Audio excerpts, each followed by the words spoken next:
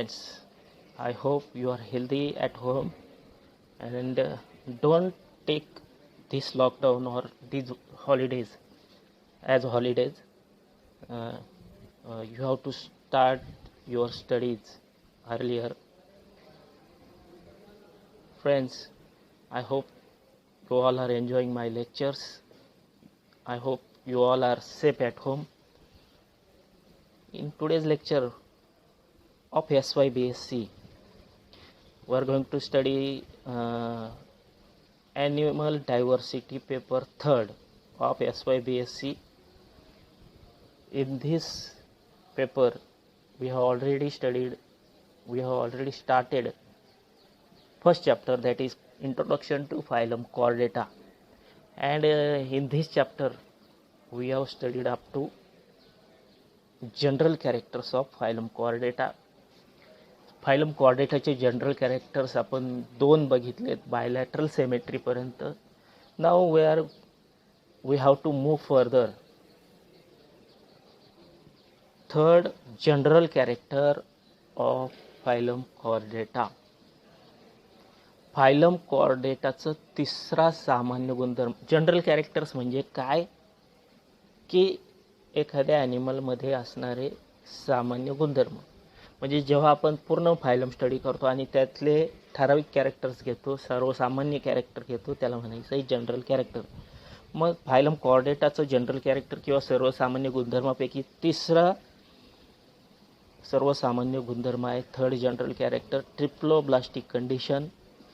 आता triploblastic condition काय आहे ते अगोदर आपल्याला जर्म लेअर जे आहेत ते जर्म लेअर समजून घ्यावे लागतील. कोणताही ऑर्गॅनिझम जो आहे तो 3 जर्म लेअरपासून तयार होतो आणि त्या 3 जर्म लेअर म्हणजे स्ट्रॅटा लेयर्स, 3 जर्म लेअरपासून कोणताही ॲनिमलची डेव्हलपमेंट होताना, तो फॉर्म होताना, तो तयार होताना 3 जर्म लेअरपासून तयार होतो.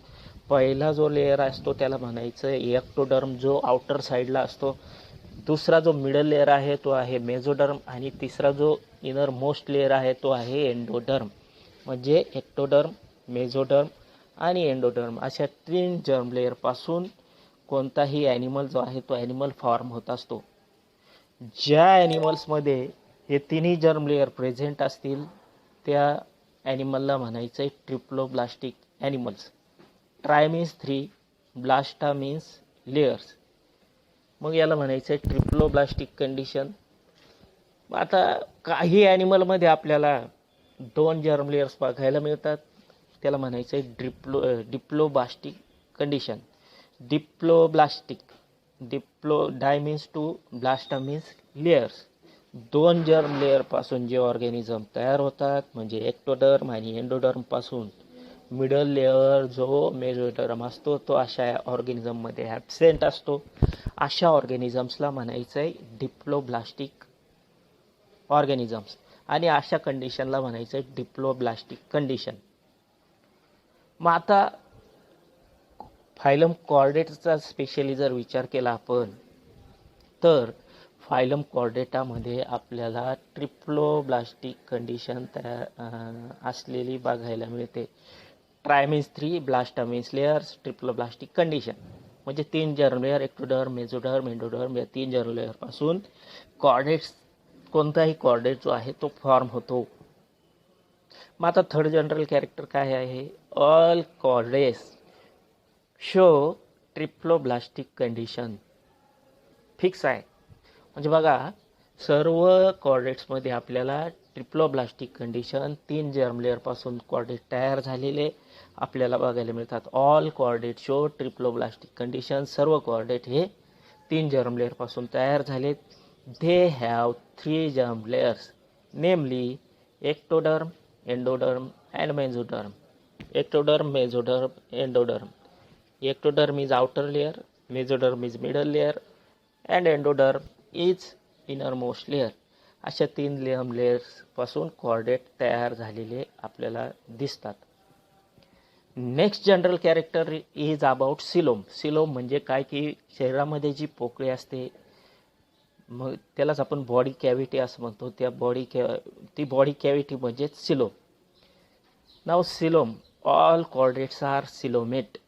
बघा, सिलोमचा जर विचार केला किंवा शरीरामध्ये असणाऱ्या पोकळीचा जर विचार केला तर ॲनिमलचे 3 प्रकार पडलेले जनरली आपल्याला बघायला मिळतात. आता थोडं फायलम कॉर्डेटा आपण बाजूला ठेवूया. सर्व कॉर्डेट नॉन कॉर्डेट एकत्रितपणे जर आपण अभ्यासले तर सर्व ॲनिमल जे आहेत त्यामध्ये आपल्याला सिलोमनुसार 3 प्रकार बघायला मिळतात. काही ॲनिमल हे असिलोमेट आहेत, म्हणजेच त्यांच्यामध्ये बॉडी कॅव्हिटी किंवा पोकळी जी असते ती पोकळी ॲबसेंट असते. Means absent. असिलोमेट ज्यांच्या बॉडीमध्ये बॉडी कॅव्हिटी किंवा सिलोम जिला आपण म्हणतो COELOM, सिलोम ही ॲबसेंट असते, शरीरातली पोकळी ॲबसेंट असते, त्यांना म्हणायचं आहे असिलोमेट. दुसरा जो प्रकार आहे तो आहे सिडोसिलोमेट. सिडो मीन्स फॉल्स सिलोमेट, म्हणजे ज्यांच्या बॉडीमध्ये फॉल्स सिलोम, खोटी सिलोम प्रेझेंट असते, खोटी पोकळी प्रेझेंट असते, त्यांना म्हणायचं आहे सिडोसिलोमेट्स. सिडोसिलोमेट्स हा दुसरा प्रकार झाला. तिसरा जो प्रकार आहे सिलोमनुसार ॲनिमलचा तो आहे सिलोमेट्स, म्हणजे त्यांच्या बॉडीमध्ये ट्रू सिलोम प्रेझेंट असते, खरी सिलोम, खरी पोकळी प्रेझेंट असते, अशा ॲनिमलला म्हणायचं आहे सिलोमेट्स. मग बघा, all chordates are coelomate animal. मग आता पुन्हा आपण कॉर्डेटचा विचार करू. All chordates are coelomate animals.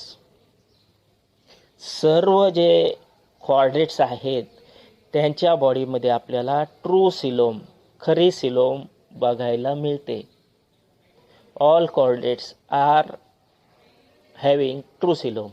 All chordates are coelomate animals because they have a true coelom lined by mesoderm. आणि ही जी ट्रू सिलोम आहे त्या ट्रू सिलोमला एंटायरली मेझोडर्म पासून ही सिलोम तयार झालेली आपल्याला बघायला मिळते. This true coelom is lined entirely by mesoderm. Middle germ layer जो आहे मेझोडर्म त्यापासून ही ट्रू सिलोम तयार झालेली आपल्याला बघायला मिळते. अ सेकंडरी बॉडी कॅव्हिटी और true coelom exist between body wall and the digestive tube. बघा काय सांगितलं आहे, अ सेकंडरी बॉडी कॅव्हिटी और true coelom exist between body wall and digestive tube. मग आता बॉडी वॉल जी आहे आणि खाली आतमध्ये आपल्याला माहिती आहे कॉर्डेटच्या बॉडीमध्ये एक डायजेस्टिव्ह ट्यूब असते, माउथ टू ॲनस पूर्ण ट्यूब असते, आणि म्हणजेच बॉडी वॉल आणि डायजेस्टिव्ह ट्यूब या दोघांमध्ये जी कॅव्हिटी आहे, जी पोकळी आहे, तिला आपण ट्रू सिलोम असं म्हणतो. True coelom or body cavity exist between body wall and digestive tube. कॉर्डेटच्या बॉडीमध्ये जी सिलोम असते ट्रू सिलोम ती बॉडी वॉल आणि डायजेस्टिव्ह ट्यूब यांच्यामधली जी पोकळी आहे, जागा आहे, स्पेस आहे, त्याला आपण ट्रू सिलोम असं म्हणतो. मग आता 4 जनरल कॅरेक्टर, 4 जनरल कॅरेक्टर आपण बघितले. 5th is about closed circulatory system. बघा आता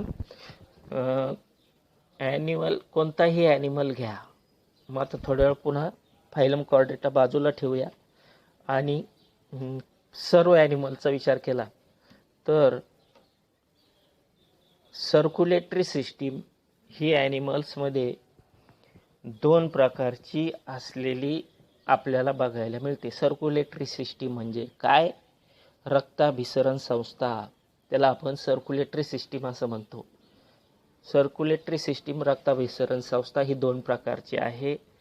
मग आता ते 2 प्रकार कोणते? तर पहिला प्रकार आहे open type of circulatory system, ज्याच्यामध्ये ब्लड व्हेसल्स ॲबसेंट असतात, रक्तवाहिन्या ॲबसेंट असतात.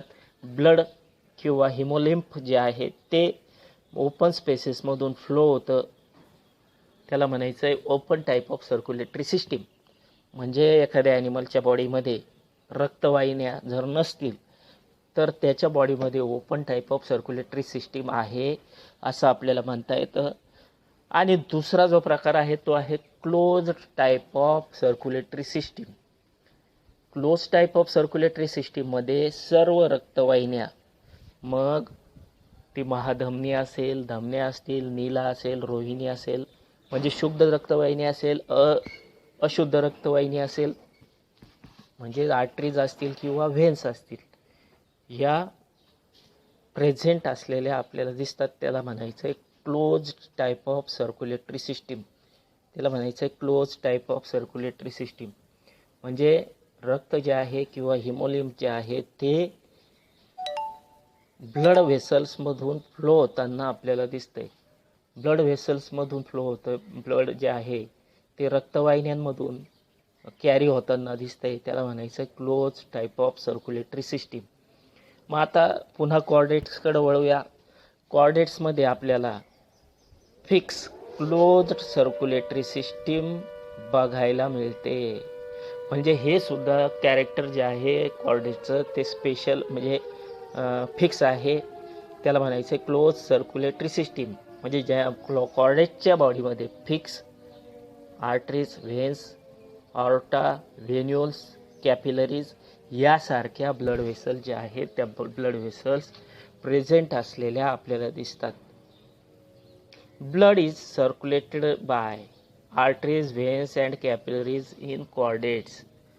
कॉर्डेट्समध्ये आर्टरीज, व्हेन्स आणि कॅपिलरीज ह्या ज्या रक्तवाहिन्या आहेत, आता हे रक्तवाहिन्यांचे वेगवेगळे प्रकार आहेत, त्यातून ब्लड फ्लो होताना आपल्याला दिसतं. Thus chordates show closed type of circulatory system. कॉर्डेट्समध्ये आपल्याला close type of circulatory system present असलेली दिसते.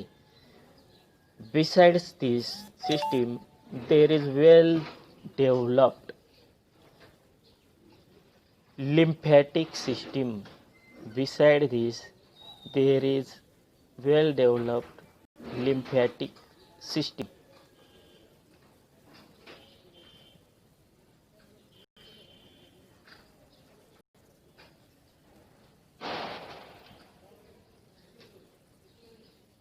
बघा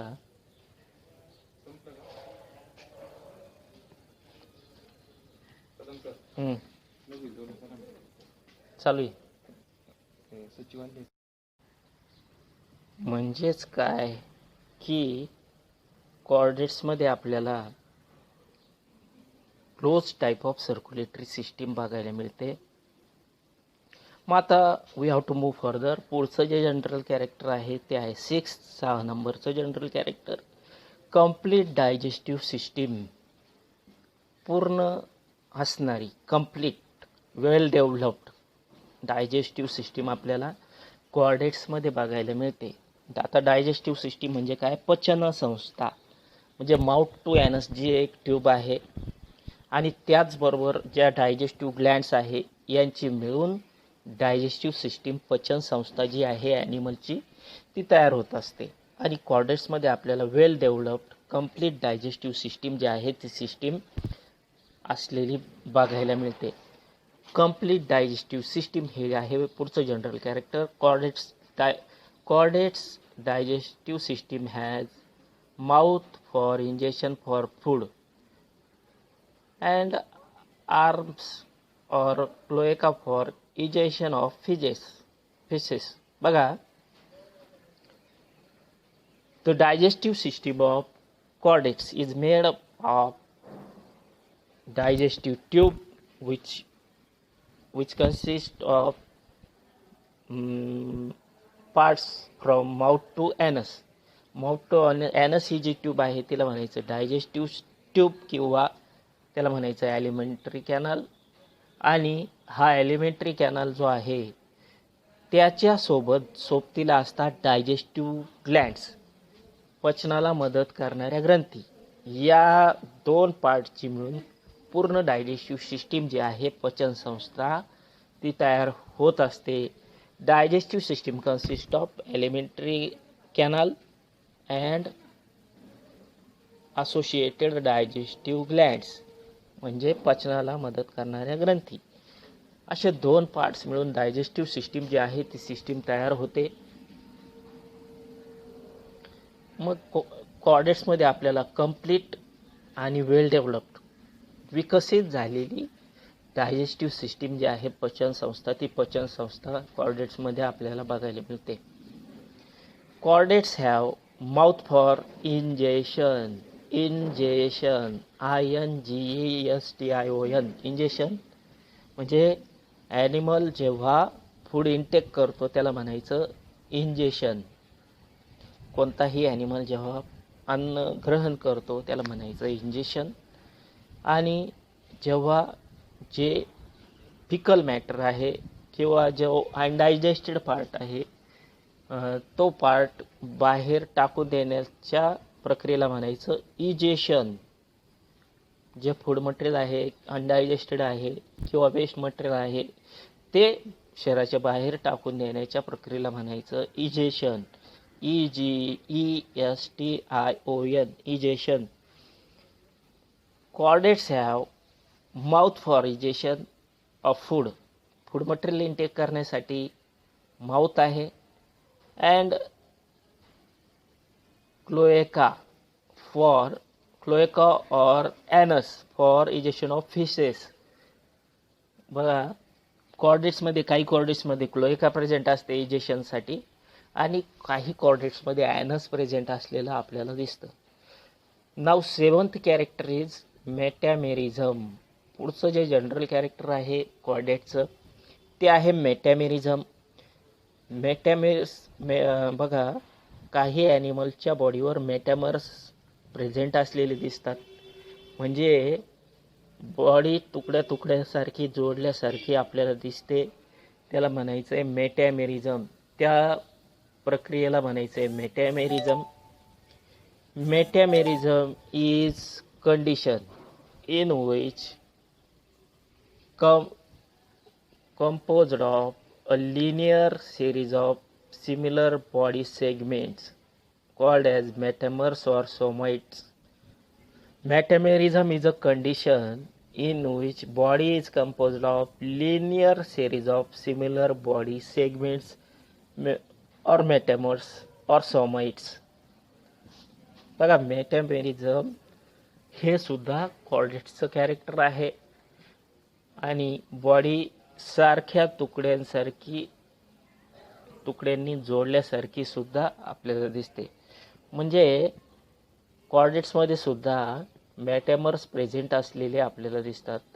नाऊ 8th कॅरेक्टर 8वं जनरल कॅरेक्टर आपल्याला बघायचं आहे ते आहे ऑर्गन सिस्टीम. 8वं general character organ system. Phylum कॉर्डेटाचे जनरल कॅरेक्टर्स आपण स्टडी करतोय त्याच्यातलं 8वं जे आहे ते आहे organ system. In an organ system several organs work together for some function such as digestion, circulation and respiration. आता बॉडीच्या फंक्शनिंगसाठी कॉर्डेटच्या बॉडीच्या फंक्शनिंगसाठी काही ऑर्गन जे आहे ते सायमल्टेनियसली काम करतात, एकत्रितपणे काम करतात, टुगेदरली काम करतात. त्या सिस्टीमला म्हणायचं आहे ऑर्गन सिस्टीम. म्हणजे आपली जी बॉडी जी ऑर्गनाईज झालेली आहे, आपण सुद्धा कॉर्डेट्स आहोत. आपली जी बॉडी जी ऑर्गनाईज झाली ती ऑर्गन सिस्टीमपासून ऑर्गनाईज झालेली आपल्याला दिसते. In an organ system, several organs work together for some functions such as digestion, circulation and respiration. Organ सिस्टीममध्ये सेव्हरल ऑर्गन्स कित्येक ऑर्गन एकत्रितपणे काम करतात. मग ते डायजेशनचं असेल, पचनाचं, सर्क्युलेशनचं असेल, रक्ताभिसरणाचं किंवा रेस्पिरेशनचं, श्वसनाचं काम असेल. हे सगळ्या फंक्शनिंगसाठी काही ऑर्गन्स टुगेदरली काम करतात एकत्रितपणे. म्हणून त्याला म्हणायचं आहे organ system grade of organization. कॉर्डेट्समध्ये आपल्याला ऑर्गन सिस्टीम बघायला मिळते. हे झालं 8वं general character. Now 9th general character is endocrine glands. बघा, आपली जी आपण सुद्धा कॉर्डेट्स आहोत आणि आपली जी बॉडी जी आहे, आपल्या बॉडीमध्ये सुद्धा एंडोक्राइन ग्लँड जे आहेत त्या एंडोक्राइन ग्लँड्स किंवा काही एक्झोक्राइन ग्लँड्स सुद्धा प्रेझेंट असलेल्या आपल्याला दिसतात. आता ग्लँड्स म्हणजे काय की ग्रंथी. ग्लँड्स म्हणजे सॅक लाईक स्ट्रक्चर असतं आणि काही ना काही स्राव त्या सॅक लाईक किंवा पिशवीसारख्या भागातून सिक्रिट कंटिन्युअसली होत असतो. त्याला म्हणायचं आहे ग्लँड. मग आता दोन प्रकारच्या ग्रंथी कोणत्याही ॲनिमलमध्ये आपल्याला बघायला मिळतात. दोन प्रकारच्या ग्लँड्स आहेत, एक्झोक्राइन ग्लँड, दुसरा प्रकार आहे एंडोक्राइन ग्लँड्स. एक्झोक्राइन ग्लँड्स आणि एंडोक्राइन ग्लँड्स. मग आता एंडोक्राइन ग्लँड्स ह्या कॉर्डेट्समध्ये प्रेझेंट असतात. हे सुद्धा कॉर्डेटचं जनरल कॅरेक्टर आहे.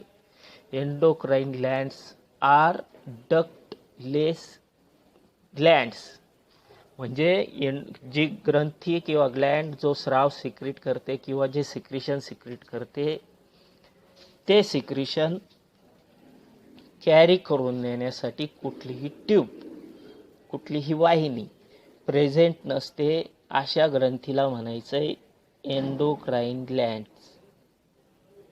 म्हणजे हा जो स्राव आहे किंवा हे जे त्या ग्लँडने सिक्रेट केलेलं सिक्रिशन आहे, मग तो हार्मोन असेल किंवा इतर काही स्राव असेल, सिक्रिशन असेल, ते कॅरी करण्यासाठी बॉडीमधले ज्या लिक्विड आहेत त्याचा उपयोग केला जातो. फॉर एक्झाम्पल ब्लडमध्ये हे हार्मोन सोडून दिले जातात डायरेक्टली आणि मग ते हार्मोन त्या टार्गेट ऑर्गनकडे जातात.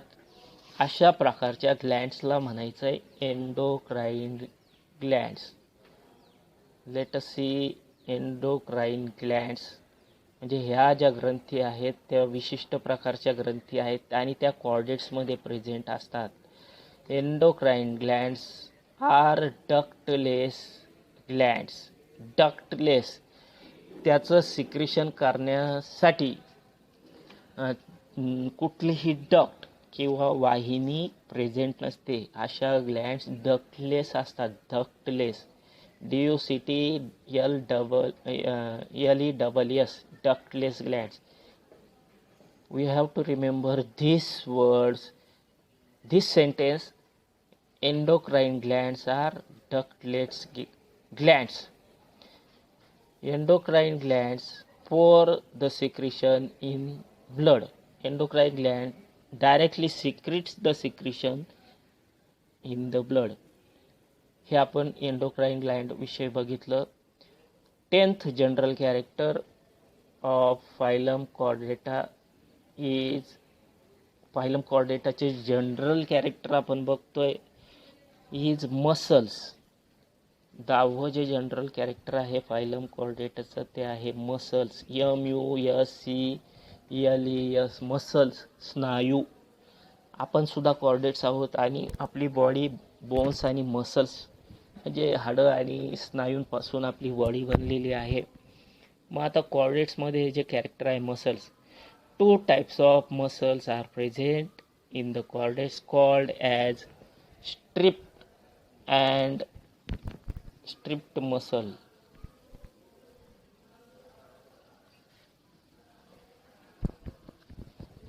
and striated muscles present in chordates. कॉर्डेट्समध्ये आपल्याला मसल्सचा जर विचार केला स्नायूंचा, 2 types of muscles called striped and smooth muscles are present in chordates. कॉर्डेट्समध्ये आपल्याला 2 प्रकारचे मसल्स बघायला मिळतात. स्ट्रिप्ड मसल, ज्याच्यावर काही स्ट्रायशन्स असतील किंवा पट्टे असतील त्याला म्हणायचं स्ट्रिप्ड मसल. अँड दुसरी जी आहेत कुठलेही स्ट्रिप्स किंवा कुठले स्ट्रायशन्स पट्टे प्रेझेंट नसतात त्याला म्हणायचं स्मूथ मसल्स. मग अशा 2 मसलपासून कॉर्डेटचा जो स्नायू आहे तो स्नायू तयार झालेला आपल्याला दिसतो. They are voluntary and involuntary functions. मसलचा जर विचार केला कॉर्डेटचा तर काही दोन प्रकारचे कॅरेक्टर मसल्समध्ये आढळतात, इनव्हॉल्युंटरी फंक्शन आणि व्हॉल्युंटरी फंक्शन. म्हणजे ज्या ऐच्छिक आणि व्हॉल्युंटरी म्हणजे ऐच्छिक मसल, आपली इच्छा झाली तरच तो मसल काम करतो, त्याला म्हणायचं व्हॉल्युंटरी ॲक्शन. आणि इनव्हॉल्युंटरी मसल्स, जे इम्पॉर्टंट ऑर्गन्स असतात त्याला इनव्हॉल्युंटरी मसल्स बसवलेले असतात आणि जे आपलं काम अविरतपणे चालू ठेवतात. आपल्या विशचा, आपल्या विलचा, आपल्या इच्छेचा कुठलाही परिणाम अशा मसल्सवर होत नाही. फॉर एक्झाम्पल कार्डियाक मसल्स, हार्टचं काम जे आहे ते रात्रंदिवस चालू असतं, आपली इच्छा असो नसो. म्हणजे त्याला म्हणायचं आहे इनव्हॉल्युंटरी मसल्स. ज्या मसल्सवर आपल्या विलचं कोणतंही कंट्रोल, आपल्या ब्रेनचं, नर्वस सिस्टीमचं कोणतंही कंट्रोल प्रेझेंट नसतं, त्याला म्हणायचं आहे इनव्हॉल्युंटरी मसल. आणि अशा फंक्शनला, अशा क्रियेला म्हणायचं आहे इनव्हॉल्युंटरी फंक्शन. म्हणजे व्हॉल्युंटरी आणि इनव्हॉल्युंटरी ॲक्शन्स जे आहेत त्या विशिष्ट मसल्समध्ये आपल्याला बघायला मिळतात. इनव्हॉल्युंटरी ॲक्शन्स कार्डियाक मसल्समध्ये, जे हार्टवर प्रेझेंट आहे तिथं प्रेझेंट असतात. आणि समजा आता हा हँड आहे, त्या हँडमध्ये जे मसल्स आहेत ते व्हॉल्युंटरी मसल्स आहेत. माझी इच्छा झाली हात वर घ्यायचा तर मी हात वर घेऊ शकतो, ही झाली व्हॉल्युंटरी ॲक्शन. आणि तिथं व्हॉल्युंटरी ॲक्शनचे मसल्स बसवलेले आहेत. द हार्ट आणि कॉर्डेटमध्ये आपल्याला व्हॉल्युंटरी आणि इनव्हॉल्युंटरी मसल्स, म्हणजे जे स्ट्रायटेड मसल्स आहेत, स्मूथ मसल्स आहेत, अशा प्रकारे चे मसल्स आपल्याला कॉर्डेट्समध्ये बघायला मिळतात. The heart is made up of special cardiac muscles. बघा, हार्टचं कार्य जे आहे ते कंटिन्युअसली चालू असतं आणि हार्टमध्ये आपल्याला कार्डियाक मसल्स, विशिष्ट प्रकारचे मसल जे आहेत ते बघायला मिळतात. त्यांचं काम आयुष्यभर चालू असतं. जोपर्यंत ऑर्गॅनिझम जिवंत आहे तोपर्यंत कार्डियाक मसलचं काम चालू असतं. म्हणजेच काय, आपण 10th कॅरेक्टर मसलचं कॉर्डेट्समध्ये बघितलं. Next is skeleton. पुढचं जे आहे कॅरेक्टर ते आहे स्केलेटन. स्केलेटन म्हणजे बघा आता, बॉडी, आपली जी बॉडी आहे तिला बोन्सपासून आणि मसल्सपासून जे आहे ती तयार झालेली आहे. बॉडी स्केलेटन म्हणजे शरीराचा जो सांगाडा. स्केलेटन म्हणजे काय? सांगाडा. शरीराचा जो आपला सांगाडा आहे, आपण सुद्धा कॉर्डेट्स आहोत आणि आपलं जे स्केलेटन आहे ते आउटर स्केलेटन आणि इनर स्केलेटन अशा दोन पार्ट्सपासून तयार झालेलं आपल्याला दिसतं.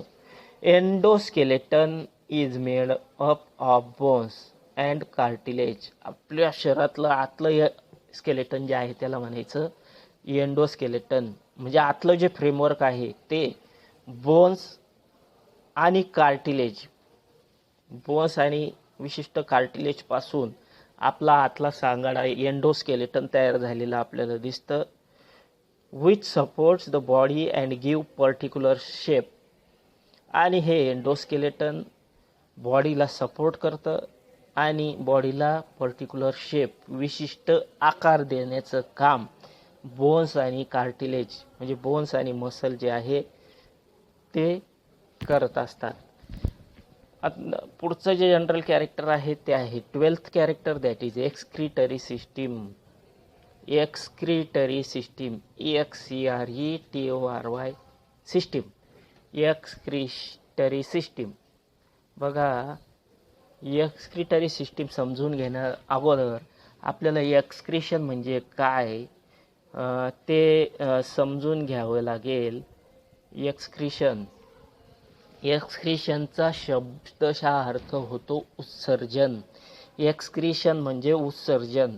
बघा, शरीरामध्ये काही विशिष्ट ॲक्टिव्हिटीज होत असतात आणि त्या वेगवेगळ्या ॲक्टिव्हिटीजमुळं काही किंवा शरीरामध्ये काही रासायनिक अभिक्रियासुद्धा होत असतात आणि त्याच्यामुळं काही विशिष्ट असे घातक पदार्थ, अनवॉन्टेड सबस्टन्सेस किंवा पॉयझनस सबस्टन्सेस तयार होत असतात.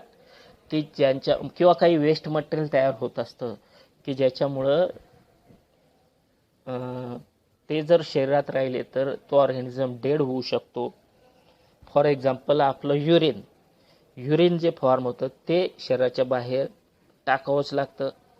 जर युरिन आपल्या शरीरात साचून राहिलं तर त्याच्यातले जे नायट्रोजिनस पॉयझनस प्रॉडक्ट्स आहेत त्याच्यामुळे त्या ऑर्गॅनिझमची डेथ होऊ शकते किंवा तो ऑर्गॅनिझम मरू शकतो. म्हणून असे जे घातक नायट्रोजिनस वेस्ट प्रॉडक्ट जे आहेत ते शरीराच्या बाहेर टाकण्याची जी प्रक्रिया आहे त्याला आपण उत्सर्जन असं म्हणतो किंवा त्यालाच आपण एक्सक्रिशन असं म्हणतो, त्यालाच उत्सर्जन असं म्हणतो. आणि हे एक्सक्रिशन करण्यासाठी आपल्या बॉडीमध्ये किडनीज प्रेझेंट आहे, विशिष्ट ऑर्गन किडनीज प्रेझेंट आहेत. म्हणजे कॉर्डेटच्या बॉडीमध्ये किडनी आपण म्हणतो ना किडन्या, तर ज्या किडनीज आहेत त्या किडनीज एक्सक्रिशनचं काम करतात. ब्लडमध्ये जे घातक पदार्थ आहेत ते युरिनच्या फॉर्ममध्ये एक्सक्रीट केले जातात. बघा आता वेगवेगळे जे ॲनिमल आहेत त्याच्यामध्ये वेगवेगळ्या प्रकारे एक्सक्रिशन झालेलं आपल्याला बघायला मिळतं. काही ॲनिमलमध्ये आपल्याला एक्सक्रिशन जे आहे ते एक्सक्रिशन युरिक ॲसिडच्या फॉर्ममध्ये एक्सक्रिशन झालेलं बघायला मिळतं. काही ॲनिमल्समध्ये युरियाच्या फॉर्ममध्ये एक्सक्रिशन झालेलं बघायला मिळतं. काही ॲनिमल्समध्ये अमोनियाच्या फॉर्ममध्ये एक्सक्रिशन झालेलं बघायला मिळतं. मग आता कॉर्डेट्समध्ये जनरली जे हायर कॉर्डेट्स आहेत त्यांच्यामध्ये युरियाच्या फॉर्ममध्ये एक्सक्रिशन झालेलं बघायला मिळतं. एक्सक्रिटरी सिस्टीम कंप्राइजिंग प्रोटो और मेझो और मेटानेफ्रिक किडनीज. एक तर मेटानेफ्रिक किडनी असेल किंवा मेझोनेफ्रिक किडनी असेल किंवा प्रोटोनेफ्रिक किडनी प्रेझेंट असलेली आपल्याला कॉर्डेट्समध्ये आढळते. मग किडनी हा एक्सक्रिशन करणारा स्पेशल ऑर्गन कॉर्डेट्समध्ये प्रेझेंट असलेला आपल्याला दिसतो. नाव 13th जनरल कॅरेक्टर, 13वं जनरल कॅरेक्टर आपल्याला बघायचं आहे ते आहे रिप्रोडक्टिव्ह सिस्टीम विषयी. रिप्रोडक्टिव्ह सिस्टीम पुनरुत्पादन संस्था. रिप्रोडक्शन म्हणजे काय? पुनरुत्पादन. म्हणजे कोणताही ॲनिमल स्वतःसारखाच इंडिव्हिज्युअल तयार करतो त्या प्रोसेसला म्हणायचं आहे रिप्रोडक्शन, पुनरुत्पादन. मग आता कॉर्डेट्समध्ये आपल्याला रिप्रोडक्टिव्ह सिस्टीम जर बघितली आपण, पुनरुत्पादन संस्था, तर त्याच्यामध्ये sexes are separate with rare exceptions. बघा काय सेंटेन्स आहे, sexes are separate in chordates with rare exceptions. कॉर्डेट्समध्ये जनरली मॅक्सिमम आपल्याला मेल कॉर्डेट्स आणि फिमेल कॉर्डेट्स, मेल फिमेल स्वतंत्र असलेले वेगवेगळे असलेले बघायला मिळतात. म्हणजे कॉर्डेटची जी रिप्रोडक्टिव्ह सिस्टीम आहे ती रिप्रोडक्टिव्ह सिस्टीममध्ये मेल वेगळे आहेत आणि फिमेल्स वेगळे आहेत. म्हणजे सेक्सेस आर सेपरेट. आणि त्याला काही रेअर दुर्मिळपणे एक्सेप्शन्ससुद्धा आहेत. काही कॉर्डेट्समध्ये असे फक्त रेअर आहेत, काही दुर्मिळ आहेत, बोटावर मोजणे इतकी उदाहरणं आहेत. अशांमध्ये आपल्याला दोन्ही सेक्सेस म्हणजे मेलचे रिप्रोडक्टिव्ह ऑर्गन्स आणि फिमेलचे रिप्रोडक्टिव्ह ऑर्गन्स एकत्रितपणे बघायला मिळतात. त्याला म्हणायचं रेअर एक्सेप्शन्स म्हणजे अपवादसुद्धा आपल्याला कॉर्डेट्समध्ये रिप्रोडक्टिव्ह सिस्टीममध्ये बघायला मिळतात. मित्रांनो, आत्तापर्यंत आपण कॉर्डेट्समधले जनरल कॅरेक्टर जे आहेत ते जनरल कॅरेक्टर्स स्टडी केले.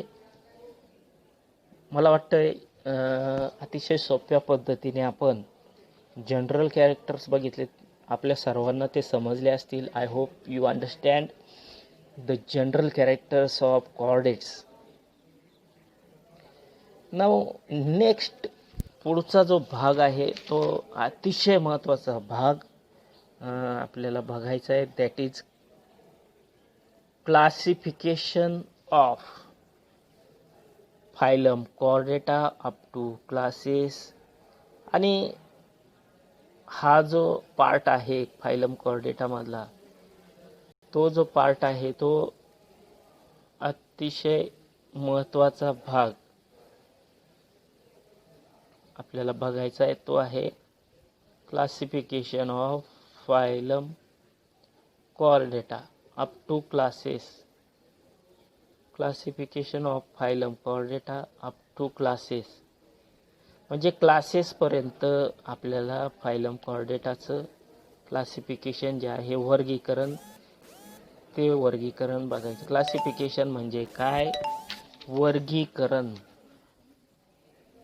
बघा, फायलम कॉर्डेटा हा लार्जेस्ट ॲनिमल ग्रुप आहे, सर्वात मोठा, ज्याच्यामध्ये जास्त मेंबर्स आहेत असा ग्रुप आहे. आणि त्याचं वर्गीकरण करणं आपल्यासाठी, आपल्या अभ्यासासाठी अतिशय महत्त्वाचं आहे. मग क्लासेसमध्ये Pisces, Amphibia, Reptilia, Aves and mammals. मग आता बघा, हे कायम लक्षात ठेवा की कॉर्डेटचे 5 क्लासेस आहेत. Chordates are divided into 5 classes. 5 क्लासेसपासून हा जो फायलम आहे कॉर्डेटा, तो कॉर्डेटा तयार झालेला आपल्याला दिसतो 5 क्लासेसपासून. त्याच्यामध्ये पहिला क्लास आहे पायसेस, दुसरा आहे ॲम्फिबिया, तिसरा आहे रेप्टिलिया, चौथा आहे एव्ज आणि पाचवा आहे मॅमल्स. पायसेस म्हणजे सर्व फिशेस, मत्स्य वर्गातले. दुसरा ॲम्फिबिया म्हणजे काय? उभयचर प्राणी, की जे लँडवर सुद्धा सर्वाईव्ह करतात आणि वॉटरमध्ये सुद्धा सर्वाईव्ह करतात. त्यांना म्हणायचं आहे ॲम्फिबियन्स, उभयचर प्राणी. तिसरा क्लास आहे रेप्टिलिया, म्हणजे जे सरीसृप आहेत, सरपटणारे. मग त्याच्यामध्ये स्नेक्स, क्रोकोडाईल, टॉर्टॉईज यासारखे ॲनिमल येतात. त्याला म्हणायचं आहे रेप्टाईल्स, सरीसृप प्राणी. चौथा जो ग्रुप आहे तो आहे aves. Fourth class is aves. Aves म्हणजे सर्व पक्षी जे आहेत ते पक्षी त्याच्यामध्ये येतात, aves, birds. And mammals. Mammals म्हणजे सर्व सस्तन प्राणी ज्यांच्यामध्ये मॅमरी ग्लँड्स म्हणजे दुग्धग्रंथी प्रेझेंट आहेत, त्यांना म्हणायचं मॅमल्स, सस्तन प्राणी. म्हणजे ज्यांचे यंगवर्स मिल्क फिडिंग करून जातात ते आहेत मॅमल्स, सस्तन प्राणी. आपण सुद्धा मॅमल्सच आहोत. आपण कॉर्डेट्स आहोत, त्याचबरोबर आपण मॅमल्स आहोत. असे 5 ग्रुप, 5 क्लासेस मिळून 5 क्लासेसचा एक फायलम तयार झाला, phylum chordata. Now we have to study classification of phylum Chordata. Phylum कॉर्डेटाचं वर्गीकरण जे अतिशय महत्त्वाचं आहे ते आपल्याला बघायचं आहे. एक्झाममध्ये क्वेश्चन विचारला जातो, describe in detail classification of phylum Chordata up to classes. अतिशय मोठा लॉंग ॲन्सर क्वेश्चन विचारला जातो, स्टेप बाय स्टेप, अतिशय मुद्देसूदपणे, आणि एक टेबल डायग्रॅम काढून आपल्याला या क्वेश्चनचं ॲन्सर जे आहे ते ॲन्सर देता येईल. Chordates consist of heterogeneous group of members. मग आता क्लासिफिकेशन कसं करायचं आहे फायलम कॉर्डेटाचं ते आपण शिकूया. Chordates consist of heterogeneous groups of members. कॉर्डेट्समध्ये हेट्रोजिनस, विविध गुणधर्म ज्यांच्यामध्ये प्रेझेंट आहेत, म्हणजे ज्याच्यामध्ये विविधता आहे, असे हेट्रोजिनस ग्रुप्स, या मेंबरचे ग्रुप कॉर्डेट्समध्ये आपल्याला बघायला मिळतात. They differ widely from each other in many respects.